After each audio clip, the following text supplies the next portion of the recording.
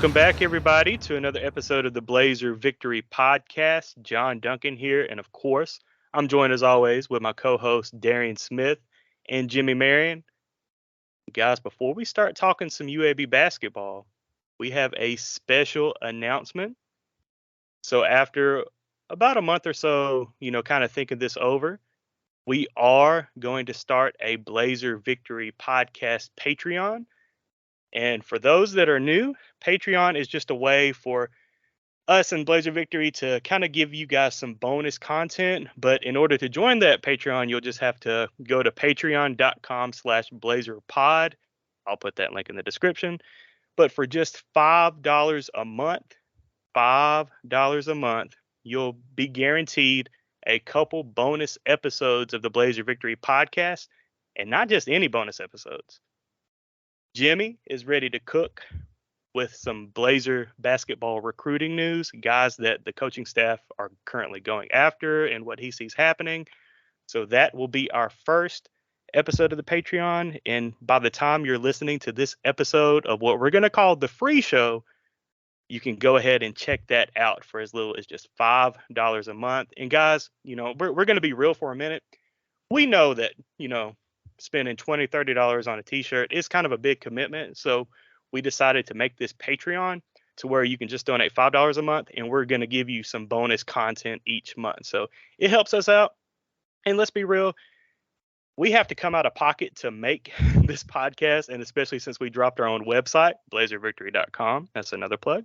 But, we're, coming out of a pocket for this, and we've had several people reach out saying, how can we help support you guys? So this is a way, if you do not want to purchase a t-shirt or a hoodie, or hell, if you've already purchased a t-shirt or a hoodie and want to contribute more, go to patreon.com/blazerpod and help support us. And like I said, we've already got an episode up for you guys to check out, and we will have more coming. But exciting times for the Blazer Victory podcast. You know what I like, John? It What's also gives us first of all, we didn't just want to ask for your money, like, just donate. We wanted to earn your money more. Like, I know people that said they would have paid for the content we put out now, but I like the feeling of just working for it. Right. And so making sure you guys get your money's worth. But since we'll be behind the paywall with the Patreon with the bonus content, we can be a little bit more free there. Right. we can dive deep. We can get into the weeds of the recruiting with Jimmy.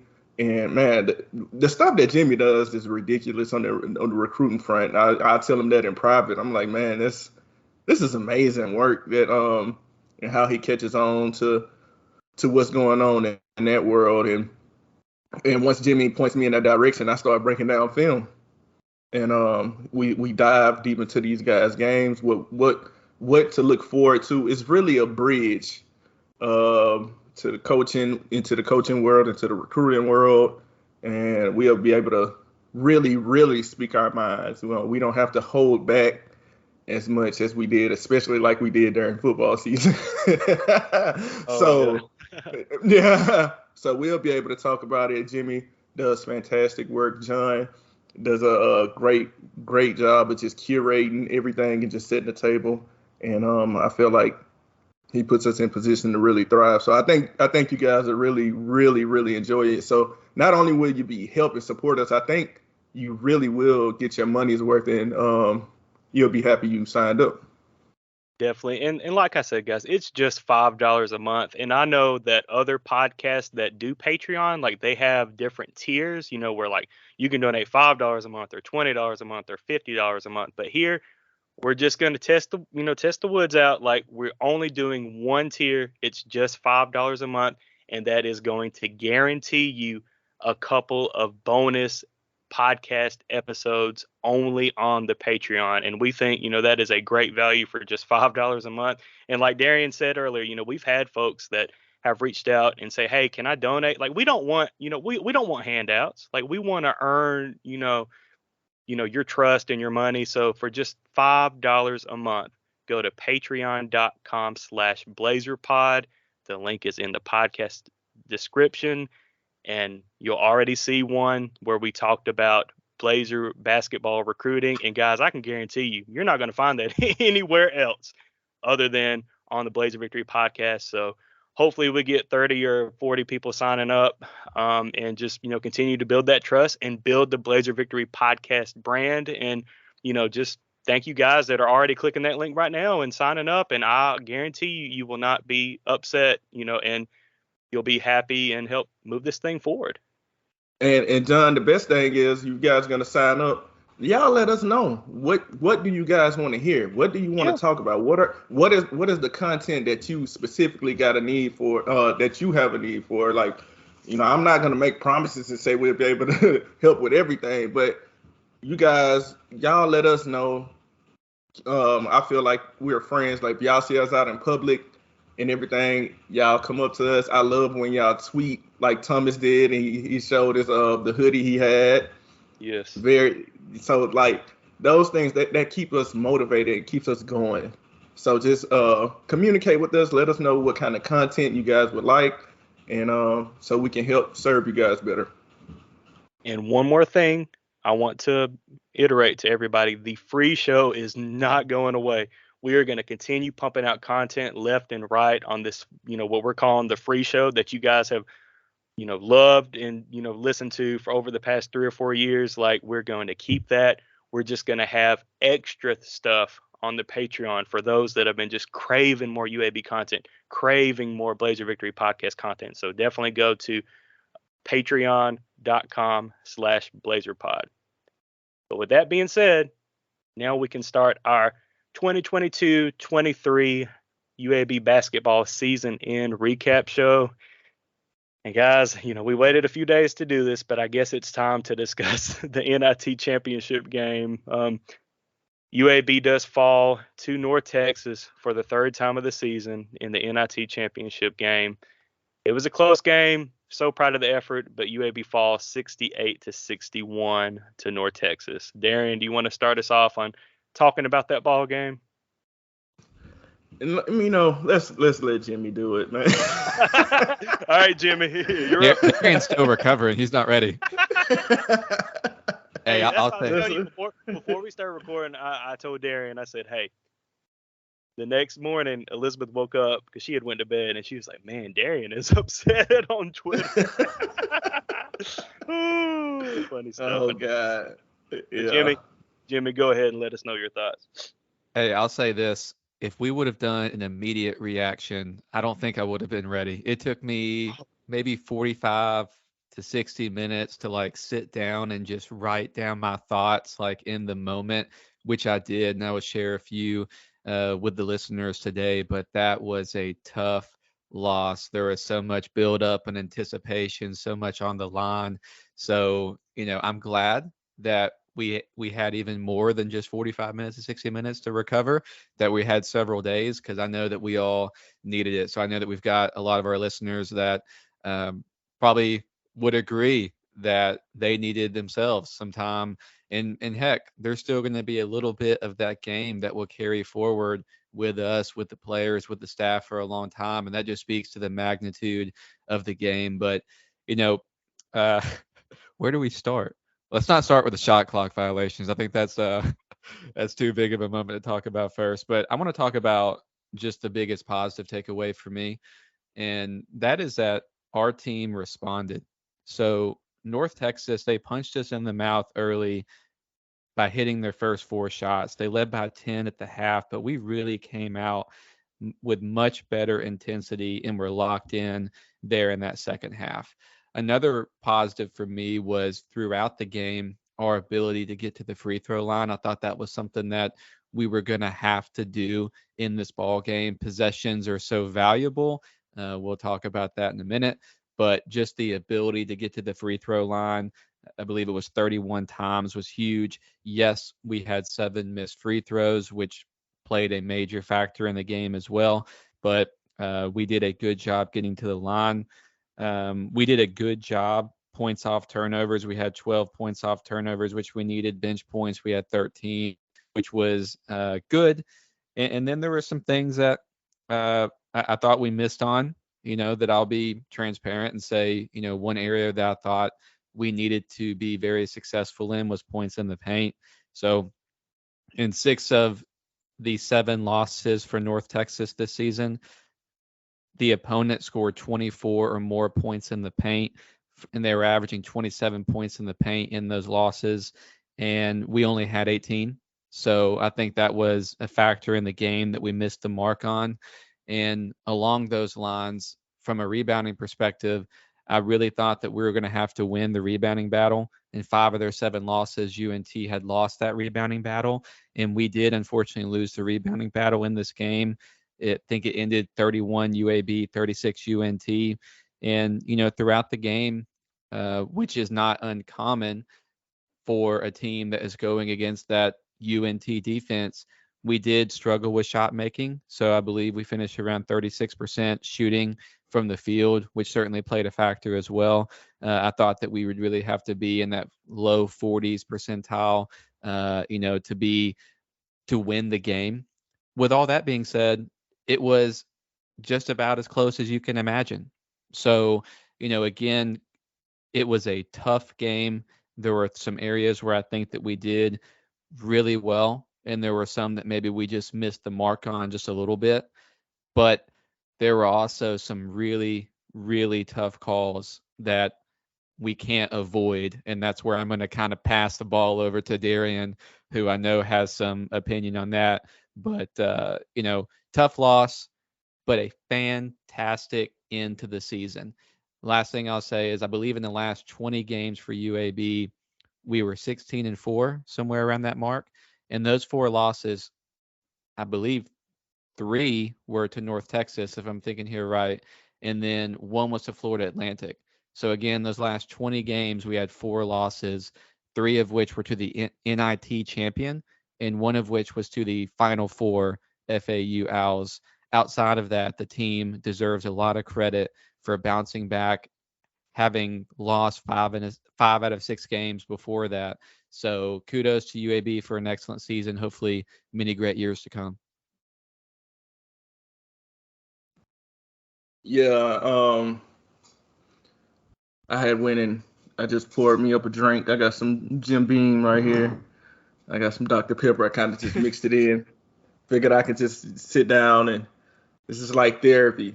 we're gonna work through our problems, like Jimmy said. It reminded me of therapy. He said he had to sit down and write out his thoughts in the moment. Just had to sit in it for a second.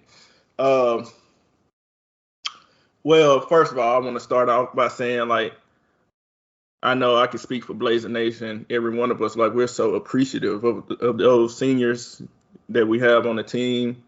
I felt like the coaching staff, Coach Kennedy, and those players, I really felt like they restored so much pride, that Bartow standard that we talk about. They restored it in this program so much. So I mean, I'm an extremely emotional guy, but at the same time, I'm emotionally intelligent. So I have big emotions. I feel like I'm talking to my kid. This is what I'm talking. I have big emotions, right? But I do a good job, for the most part, controlling them in a way. This was one of those games where you just wanted it not so bad, because I feel like as a program we've been through a lot of changes in the basketball program and the football program, but I think we're appreciative because we always see the same people show up, no matter if we fight with each other. Sometimes I know we have a large segment that disagree online or whatnot, but we all show up, and so we're all really, really vested. So many people know each other. It feels like a large family. That's what I love about being a Blazer. So with that being said, it was just a game of runs. So in those game of runs, it's going to be a game of emotions, big swings of emotions, because it was like you'll be down 7, then you're up 5, and then you're down 2, and then it's tied, and it was just so much. And props to North Texas, man. We do a lot of noise talk going back and forth, and them calling Jelly a flopper and all of this and that. But I was a guy that used to talk a whole bunch of trash on the field. But honestly, And when you know it's competitive and you got to build yourself up so much like that, it's a sign of respect. It's that I have to build myself up. I got to come at you so hard because I know if I slack any, it's going to be lights out. So I respect you so much to the point that that's just what it is. It's war out there. You know, just remembering the game. I know in the beginning I was upset that transition defense was one thing that was kind of like, hey guys, we can't sit back and slack. If you miss a shot, if you miss a layup, you can't sit there. You know, sometimes they'll do that gather out of bounds under the goal, like where they kind of just looking or they're complaining to the refs. North Texas is a team that will capitalize on your every mistake. I don't think they have the best shot creating ability. Like Tyler Perry is okay at that. Like he'll do it sometimes, but I don't think they're very good at shot creating or shot making. They're average there. But what they are good at is that they make few mistakes. They really just capitalize. They are counter punchers. I tweeted that. I said you can't give them anything to counter.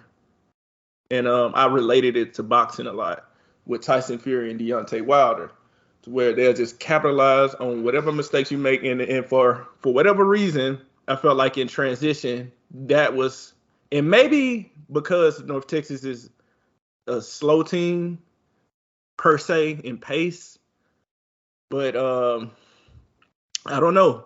In the first half, we was kind of lethargic, and we talked about it in the Twitter space. We wanted to see more passion. We wanted to see more fire. North Texas had it, man. They came out, they was hitting shots, and they just caught on fire. But we did a good job of staying in it. And then after halftime, we saw that fire. And that's when the game really, that's when those emotions really started going back and forth, because we would go on a run and they were going to run. I was like, man, it's kind of like football when you have two teams that's scoring. You say to yourself, whoever has the ball last is who's going to win this game. And I felt like it was whoever's going to get the momentum for the last run. Unfortunately, they end up being the ones with the momentum for the last run. But they wouldn't have had it if the referees called the damn shot clock violations that swung the momentum. I would forever stand by that. Come on, man. What were we? We were up 5? Were we up 5 when they first? I think our largest lead was 4. Yeah, I think it was 4. Yeah, we were 4. We were up 4 or something. I can't remember, because I probably my mind is probably like blocking off the BS. But we were up and we held 32 seconds of excellent defense. They couldn't do anything. This was the most blatant shot clock violation. The first one was worse than the second one. But that swung the momentum so much, because guess what happened? People, and this is also, I don't like this. Don't blame our guys for not getting the rebound. How do you not know that? Like, I would have thought, okay, shot clock violation. You'll kind of take all right, cool, our ball. Man, they just got the ball, and don't blame our guys. Our guys did what they were supposed to do. That is the referee's fault. Don't say, well, we should have got the rebound. No, the referee needs to do his job. This is not a foul. This is not a missed foul call. You know, this is a blatant shot clock violation. It has sound and it has lights right there. The ball, we saw it from my TV. So when we are in the middle of a run and we look like we trying to kind of starting to put them out their misery, you breathe new life into them. They get an offensive rebound. It's a scramble going on from there. Bam, hit a 3-point shot. You know how big of a momentum swing that is? So they capture the momentum from there. We come back, we recapture it. And then in another big moment, I can't even remember the score or the environment surrounding the second one, but I know it was a big one also. I don't know if they were up 1 or we were up 1. It was something like that. Another shot clock violation. You think 1 is enough? Like that's unacceptable. I don't care what you can have. I'm all for accountability. You can go back and you can listen to our last podcast, and we sit here. First, it was me and John, and then me, John, and Jimmy. We all sit here and we preach accountability and how we hate for people to blame refs. I do not like that. I do not blame the refs for our lack of energy when we first came out in the first half of that game, or some of those stupid mistakes we were making, especially turning the ball over, those pick six passes. That's not the refs' fault. That's our fault. But 2 shot clock violations in a game where the margin of error is already super thin, y'all. It's super thin, and people will say, well, look at the free throw disparity between the two teams. Well, guess what? We attack the rim. That's what we do. We get fouls, and North Texas is a hacking ass team. Like, they're physical, but they foul a lot. That comes along with being physical and playing tough nose defense. They foul a lot. So you can complain about, oh, look at Jelly flopping. Don't bump him as he's shooting a 3. That is a foul. That's like, don't complain about it. And okay, a ref might seem like, oh, that one isn't really a foul, but that's how the game is. Like, it ebb and flows that way. Y'all don't think it's some fouls that was called on y'all on North Texas that we felt like wasn't a foul? Like, that's how the game goes. But 2 shot clock violations in critical moments in a game where the margin of error is razor thin is unacceptable. I don't see why that doesn't compute for some people, because they were able to convert and score because those calls weren't called. And that could have been a 5-point swing. That could have been a 6-point swing. That's too many points that's laid out right there. And unfortunately, hey, here we are. So in that case, I think it ended up being like a 6-point swing or whatever. I know we lost by 7. The game looks way more different if they don't call those calls. And then I know in that last one, they were able to run more time as well. So that they restarted the shot clock and they put us behind the ball too. Just call the calls. I'm not saying that we win. I'm saying that the game is a lot more different in UAB's favor. That's all. Take accountability, but face reality at the same time, guys. We got hosed on that. In this, I'll leave it alone. Hey, I'll say this real quick. So when I was watching the FAU game last night and the opponent, them scoring there at the last second, San Diego State, I immediately thought shot clock violation. Like, it's like in my brain now when I see that, and when I hear the buzzer, when I see the lights go off, and of course he got it off. He had some time left there, but the way in which we watched the UAB UNT game made me immediately go to, oh, no way, like that's a shot clock. FAU's getting hosed. So I feel like it's going to take some time for me to overcome what we witnessed in that ball game. It's like, I have my dad was in the military, my father-in-law, and they've had the battle with PTSD of some sorts, and I've seen it happen in real life. It's like, how did we hear a shot clock buzzer, we see lights, and all of a sudden we flashing back into the North Texas UAB game, like, oh my God, we get cold sweats.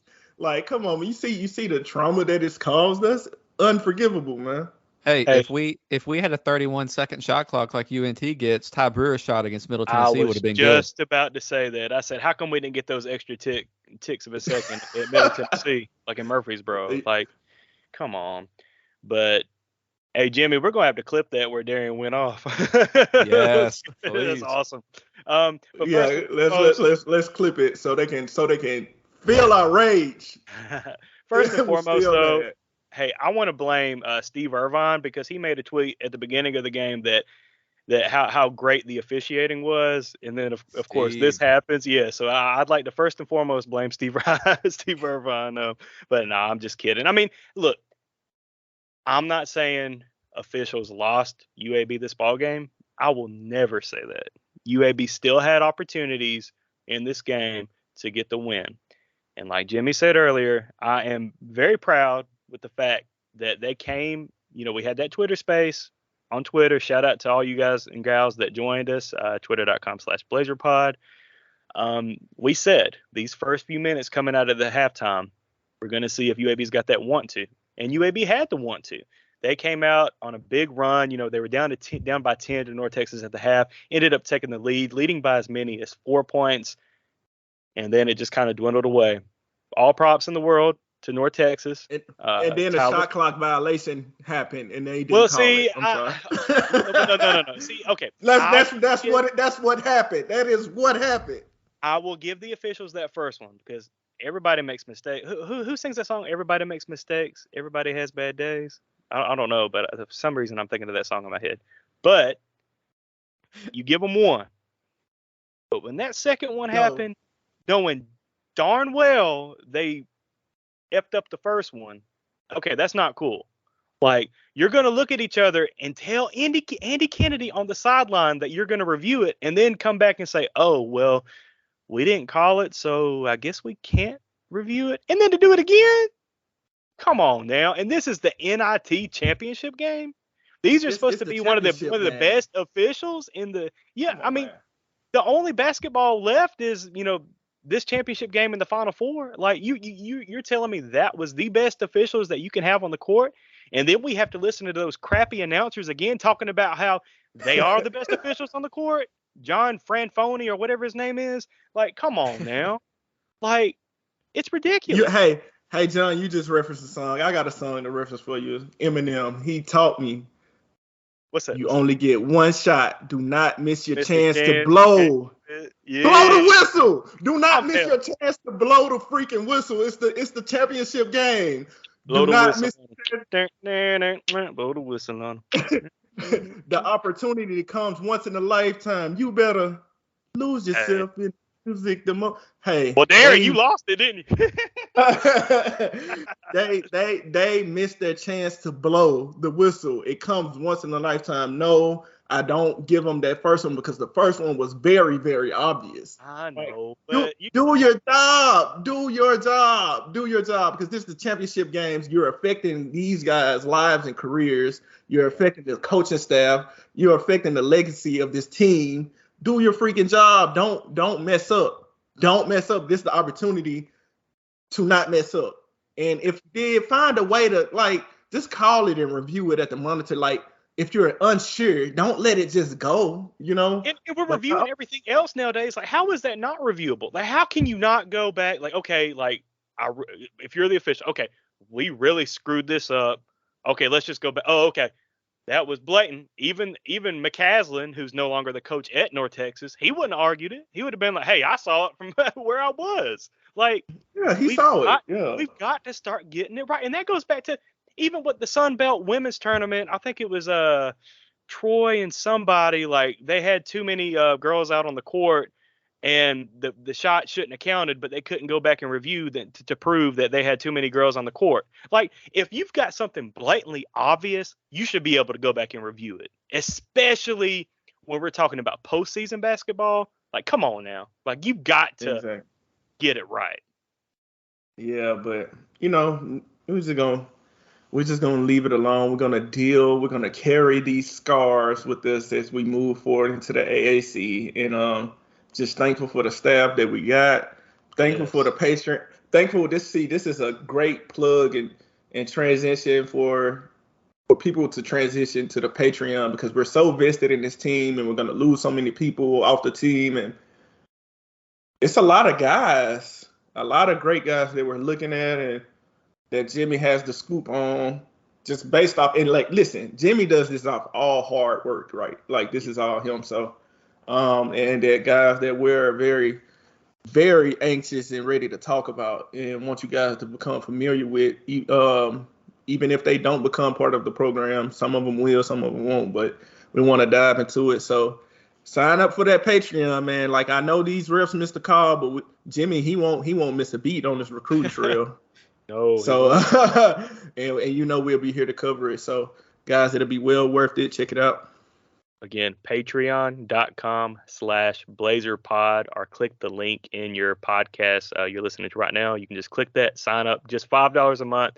Help support us, helps give you that bonus extra content that you are craving right now. And as we said earlier, like, where else are you going to get this content?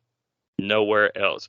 But guys, I know we're 30 minutes in, but I just want to give a couple minutes to talk about these seniors that, meant a lot to this basketball program here at UAB. Like Darian just said, Andy Kennedy's coming back another year. You know, great things to come on the South Side. 29 wins this season, a program record. Yes, I know we didn't make the NCAA tournament, but you still got 29 wins. You broke the program record. Like, this team was rolling. It kind of took them a little while to get rolling. We had that rough stretch when Jelly got hurt, January, February. But late February, or mid to late February to March, this team was playing some of its best basketball. You take away that Conference USA Championship game against FAU, and we know, well, the whole world knows how good FAU is now. But you take away that kind of bad performance, like, this team could have gone far into the NCAA tournament, at least Sweet 16. But let's talk about some of these guys. Jordan Jelly Walker. I mean, what can we say about him? I mean, I'm gonna miss seeing that guy play on in Bartow. Like, he just brought so much excitement to this program. And we all remember last year during March, the Jelly Show, and seeing everybody, the whole world talking about UAB. Like, I'm gonna miss seeing Jelly Walker on the court. Wish him the best. I know that he will be playing at another level soon. Ty Brewer, L.A. Brewer, Trey Jemison, man, we all kid that he's going to be the mayor one day of Birmingham, but you book it. He's going to be the mayor of Birmingham one day. Taven Love. And guys, I just want us to talk just a couple minutes as we wrap this up about how much every single one of these guys meant to the UAB basketball program in building it, with AK, especially these last couple years since he's been here. But I'm just going to miss these guys. And, like Darian just mentioned, we've got some more studs hopefully coming on the South Side. Go to Patreon, check out who UAB is looking at and what Jimmy's thoughts are, on the roster. But Darian, Jimmy, let's just talk a few minutes about these seniors and, the legacy that they built and left with UAB as this program moves forward into the AAC. Yeah, I can go first. To me, the first guy I think about is Taven.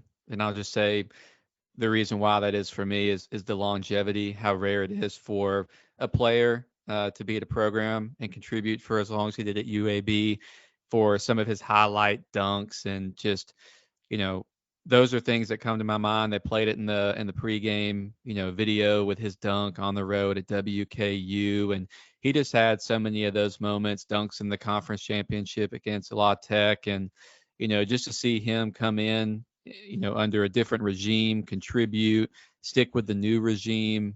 I mean, it's just so beyond exciting and awesome for this program. He's just a good guy.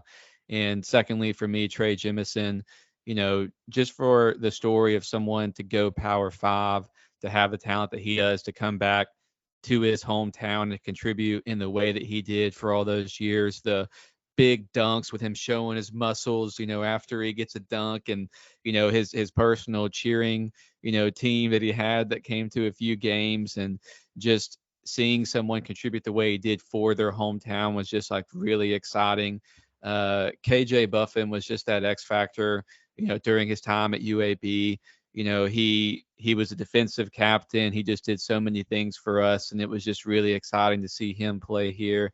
The Brewer brothers, I still remember, I think it was a Friday night, and getting the tweet come across that they had committed, this past off season, 2 guys that have contributed at different programs, and, chose to spend their last year at UAB to chase something that they had not experienced at their other programs. And for them to be able to go out with 29 wins. LA struggled with injuries throughout the year. I know that kind of, was not ideal, but to see Ty finish the season the way that he did, the notoriety from the pancakes, pineapples, and a little bit of water was just really dang awesome. And Jelly Walker, I mean, my God, what can you say? That dude's smile, that guy's energy, his love that he expressed for Birmingham, a city that also loved him, but him to be so open about just, how appreciative he was, and just the energy that he brought in the court, the back and forth that he would have with AK and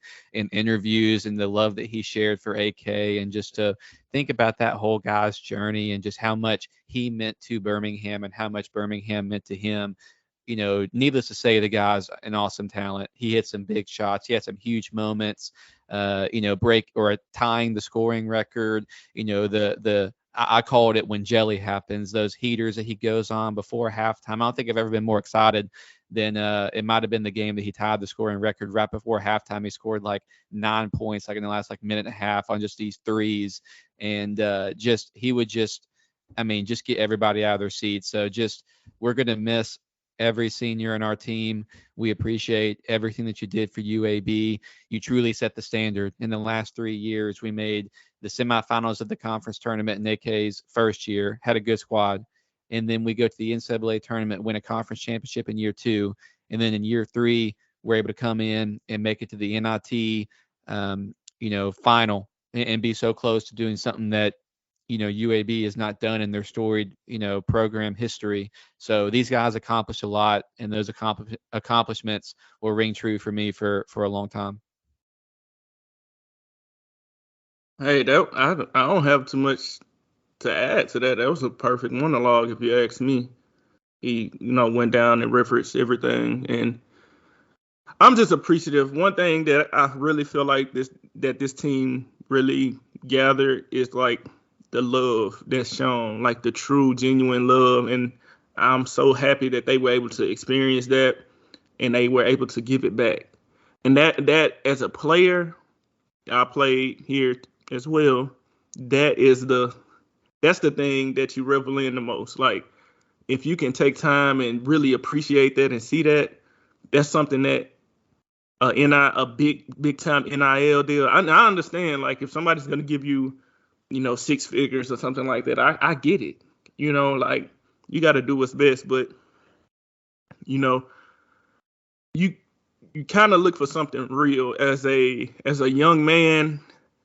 You're going to be teenagers, young 20s. You need to find something real, something that, as a player, this is beyond basketball or football or whatever sport we're talking about in the program.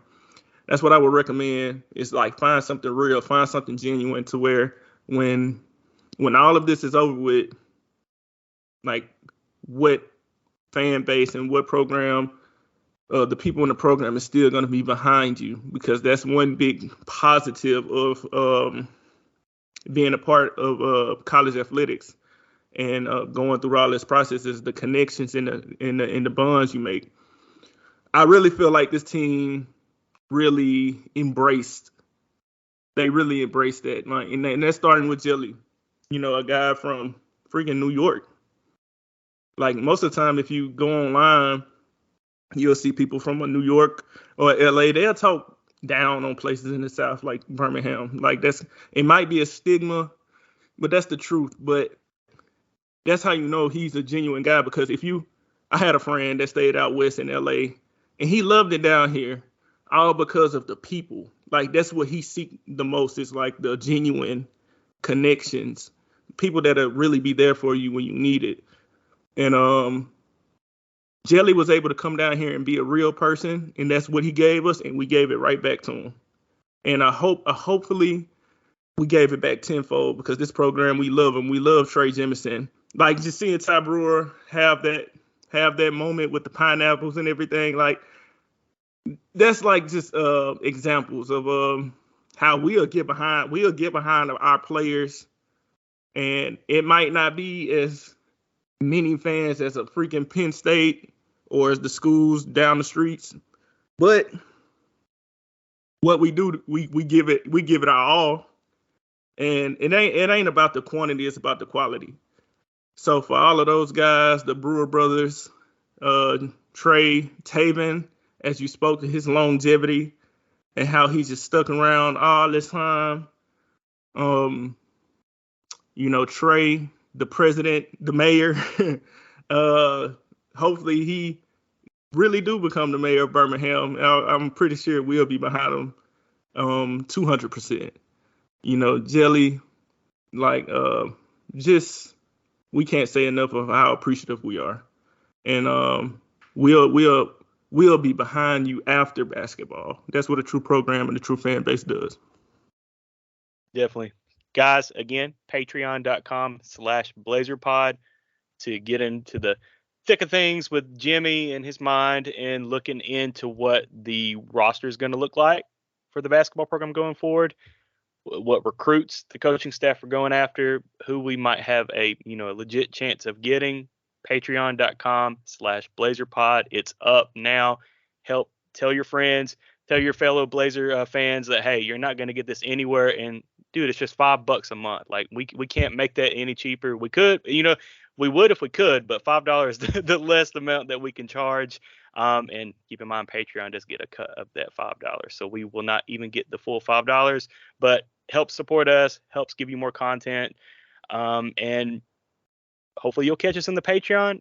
If not, we will have some football stuff coming up this week as well. Maybe an interview. Spring game Thursday. Hope to see a lot of you guys out there at the spring game. But Darian, I think we can go ahead and close this episode out. Yes, sir. Blazer Nation, just blaze. Just blaze.